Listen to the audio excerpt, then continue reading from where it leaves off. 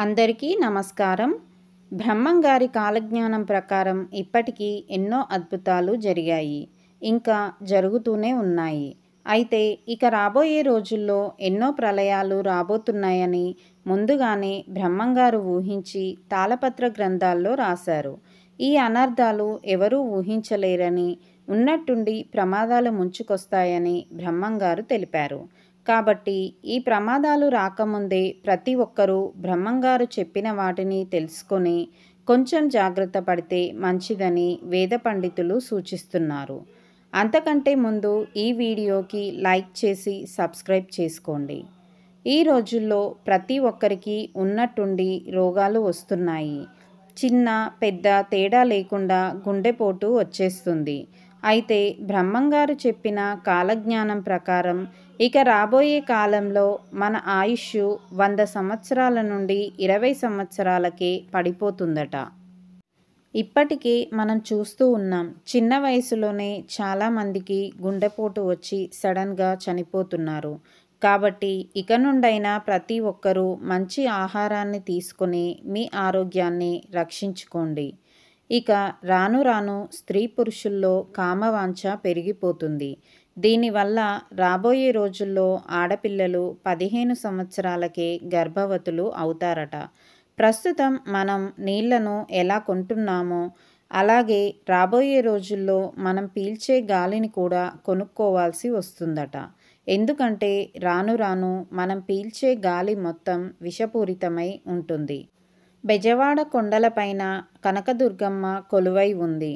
అయితే రాబోయే రోజుల్లో కృష్ణానదికి భారీగా వరదలు వస్తాయట. ఈ వరద నీరు అమ్మవారి గర్భగుడిలోకి చేరి కనకదుర్గమ్మ ముక్కు పుడకను తాకుతాయట. ఈ సంఘటన జరిగితే మాత్రం అమ్మవారికి విపరీతమైన కోపం వచ్చి కనులెర్రజేస్తుంది. ఇలా జరిగిన తర్వాత నుండి మన దేశంలో ఎన్నో కష్టాలు ఏర్పడతాయట. అలాగే కృష్ణానది మధ్యలో ఇసుక దిబ్బలో నుండి ఒక బంగారపు రథం పుడుతుందని బ్రహ్మంగారు చెప్పారు. ఈ విచిత్రమైన రథాన్ని చూడడానికి చాలామంది ప్రజలు అక్కడికి వెళ్తారట. కానీ ఇది చూసిన వారికి మాత్రం ఉన్నట్టుండి కళ్ళు కనిపించకుండా పోతాయట. ఈ ప్రపంచంలో పాపాత్ముల సంఖ్య ఎక్కువ అవ్వడం వల్ల బెంగళూరులో ఉన్న కామాక్షమ్మ విగ్రహం నుంచి ఉన్నట్టుండి రక్తం కారుతుందని కాలజ్ఞానంలో ఉంది. అలాగే వేప చెట్టు నుండి అమృతం కారుతుంది. ఈ మధ్యకాలంలోనే ఇలాంటి సంఘటనలు ఎన్నో జరిగాయి. ఇంకా కొద్ది రోజుల్లోనే తిరుపతికి వెళ్ళే అన్ని దారుల్లో కొండరాళ్ళు ఇరిగిపడి తిరుపతి రహదారులన్నీ మూసుకుపోతాయని బ్రహ్మంగారు చెప్పారు. దీనివల్ల కొన్ని రోజుల పాటు భక్తులెవరూ తిరుపతి వెళ్ళడానికి సాధ్యపడదట. అలాగే తిరుపతిలో ఉన్న వెంకటేశ్వర స్వామి సంపదను గుర్తు తెలియని 6 దొంగలు దోచుకుపోతారు. దీనివల్ల శ్రీవారికి కోపం వచ్చి శ్రీవారి కుడిభుజం పగులుతుందట. శ్రీశైలంలో ఉన్న మల్లికార్జున స్వామి తన భక్తుల పూజలకు పొంగిపోయి భవిష్యత్తులో ఆ మల్లికార్జున స్వామి తన భక్తులతో మాట్లాడతాడట. ఈ సంఘటన చూసిన వారి జీవితం ధన్యమైపోతుంది. ఈ సంవత్సరంలో వచ్చే వర్షాకాలంలో ఉన్నట్టుండి ఆకాశంలో పిడుగుల వర్షం కురుస్తుంది. దీనివల్ల భారీ ప్రాణనష్టం జరుగుతుంది. అలాగే ఒక పల్లెటూరికి కుప్పలు కుప్పలుగా కాకులు వచ్చి బోరున విలపిస్తూ తల బాదుకుని చనిపోతాయట. ఇది చూసిన జనాలు రక్తం కక్కుకొని మరణిస్తారని కాలజ్ఞానంలో వివరించబడింది. బ్రహ్మంగారి కాలజ్ఞానం ప్రకారం ఈ సంవత్సరం చివర్లో ఆకాశంలో ఒక వింత నక్షత్రం పుడుతుందట. ఈ నక్షత్రం రంగుల రంగులుగా కనిపిస్తూ ఉంటుంది. కానీ ఆ నక్షత్రాన్ని చూసిన వారికి మాత్రం ఎన్నో అనారోగ్య సమస్యలు వస్తాయి. అలాగే రాబోయే రోజుల్లో పంట పొలాలకు భారీ నష్టాలు ఏర్పడతాయట. తీవ్రమైన ధాన్యం కొరత ఏర్పడుతుంది. అలాగే ఈ సంవత్సరంలో ఉన్నట్టుండి బియ్యం ధరలు, నిత్యావసర సరుకుల ధరలు, కూరగాయల ధరలు విపరీతంగా పెరిగిపోతాయి. అలాగే ఈ సంవత్సరం చివర్లో అర్ధరాత్రి సమయంలో సూర్యుడు కనిపిస్తాడని కాలజ్ఞానంలో ఉంది. అలాగే రాబోయే 20 సంవత్సరాల్లో గుర్తు తెలియని ఒక రోగం వల్ల ఆడవాళ్ళు మాతృత్వాన్ని కోల్పోతారు. కలుషితమైన ఆహారం తినడం వల్ల స్త్రీలకు ఎన్నో అనారోగ్య సమస్యలు వస్తాయి. దీనివల్ల ఆడవాళ్ళు గర్భం దాల్చలేరు. కాబట్టి ఇక రాబోయే రోజుల్లో సుమారు 20% మంది స్త్రీలు గర్భవతులు కాలేరట. ఒకవేళ గర్భవతులు అయినా సరే పుట్టే పిల్లలు అంగవైకల్యంతో పుట్టే అవకాశం ఉందని బ్రహ్మంగారు సూచించారు.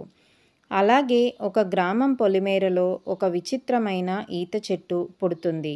ఈ ఈత చెట్టు రాత్రంతా నిద్రపోయి పగలు మళ్ళీ లేచి నిలబడుతుందట. ఇలా కొన్ని సంవత్సరాలు జరిగిన తర్వాత ఈ చెట్టు ఉన్నట్టుండి మాయమైపోతుంది. ఇలా జరిగిన తర్వాత నుండి మన దేశంలో తీవ్రమైన పంట నష్టాలు ఏర్పడతాయట. అలాగే రాబోయే రోజుల్లో గోదావరి నది మధ్యలోకి ఉన్నట్టుండి ఆవులన్నీ గుంపులు గుంపులుగా వెళ్తాయి. దీనివల్ల ఆ ఆవులన్నీ ప్రాణాలు విడుస్తాయని బ్రహ్మంగారు ముందే ఊహించి చెప్పారు. యాగంటి బసవన్న లేచి రంకె వేస్తాడట. ఇది చూసిన జనాలకు కోటి జన్మల పుణ్యం లభిస్తుంది. రాజకీయాలలో కూడా ఎన్నో ఊహించని మార్పులు జరుగుతాయి. ఇక రాబోయే రోజుల్లో మనుషుల మీద చేతబడులు విపరీతంగా పెరిగిపోతాయి. కాబట్టి మీ మీద కూడా ఎవరు చేతబడి ప్రయోగాలు చేయకూడదంటే ప్రతి ఒక్కరూ తమ కాలికి నల్ల దారాన్ని కట్టుకోండి. ఇలా నల్ల దారాన్ని కట్టుకోవడం వల్ల చేతబడి ప్రయోగం మనపైన వర్తించదు. రాబోయే రోజుల్లో కొత్త రోగాలు పుట్టుకొస్తాయి.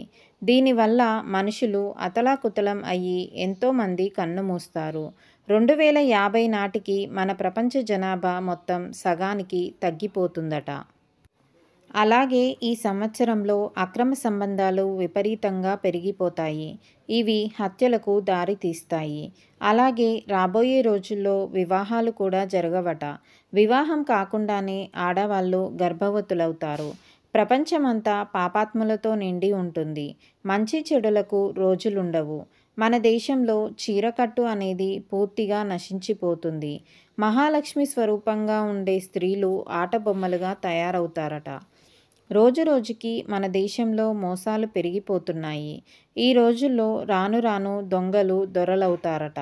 రాబోయే రోజుల్లో ప్రజలు సోమరిపోతులుగా మారి పొట్ట నింపుకోవడానికే జీవిస్తూ ఉంటారట.